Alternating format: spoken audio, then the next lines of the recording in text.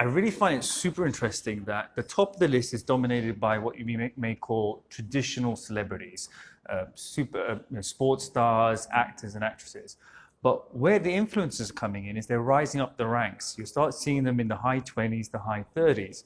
And what that tells us is influencers today are as credible, if not even more so, than A-list celebrities. That's what's super interesting.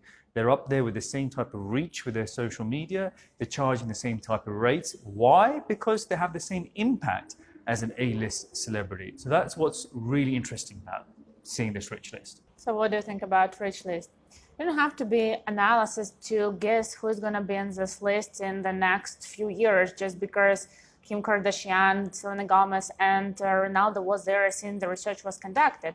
But the mind-blowing fact that influencers appeared in this top 30 list just in 2 years. They found their niche. They made a content that a lot of people fond of and follow them every single day. And they found that loyal audience. So you probably ask why, because they're real. They're just like we. That's why they become so popular and appeared in this list.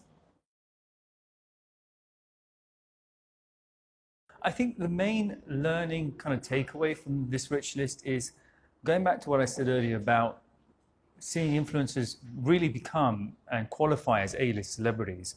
And for marketeers, that means a new opportunity for aligning themselves with modern celebrities, influencers, meaning that they can have their products, their brands endorsed by these influencers. And what's more interesting, if you compare a traditional celebrity versus an influencer, is where a traditional celebrity, their fame, their reach, their relevance is born out of their craft, their sport.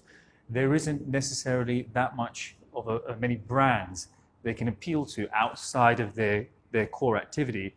But with influencers, they are focused on a single type of content typically. So you'll have a gamer, you'll have a tech reviewer, a fashion blogger, beauty blogger.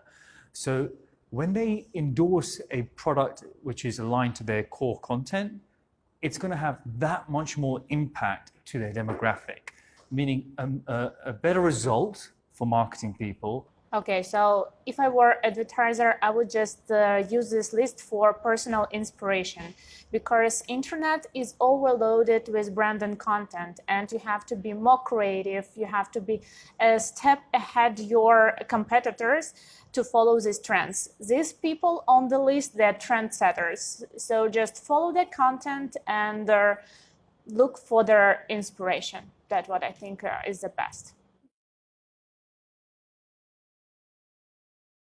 I really liked out of the list Zach. Yeah.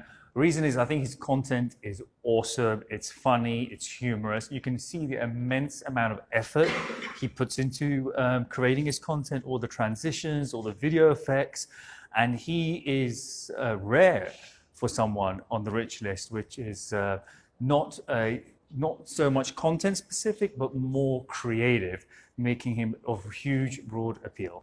So there are two girls that I follow for a couple years. They're both from Venezuela, and right now they live in Miami. I even saw their houses. It's Michelle Levis. She's a fitness star, and I follow her on Instagram and just look for exercises, and she posts funny stories from her business trips and just everyday life with her husband.